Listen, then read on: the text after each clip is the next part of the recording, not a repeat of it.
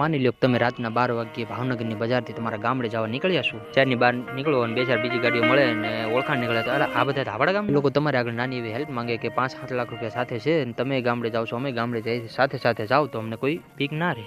આપણે પાસે મરદના ફાટ્યા ટાંકીમાં ભલે 1/2 લીટર પેટ્રોલ હોય પણ મોડું મૂકીએ નહીં. પણ તાકડે થાય એવું કે થોડુંક આગળ વધતા 2-4 લૂંટારા જેવો માણસો ગાડીઓને આડા ફરે ને કે ભાઈ તમારે આગળ હોય એ બધું દઈ દો. પણ એ લૂંટારા કે ભાઈ અમારે તમારે હારે કાંઈ વેર વાંધો નથી, તમે તમે નીકળો. એટલે આપણે ત્યાંથી કેમ નીકળી? ગાડી 60 બંધાવેલો ને તો હો હાલતી હોય. રોતા પોતા ગણિત નહીં, ગામના ગામ વિનતા વિનતા જતા હોય. પોતાનું ગામ વટી જાય ને પછી ત્રીજો બેઠો એ હાથ પડે કે આપણું ગયું, પછી જીવમાં જીવ આવે કે હાશ બસી ગયા. પણ આની આ વાત આજથી 100-125 વર્ષ પહેલાની બની ગયેલી સત્ય ઘટના.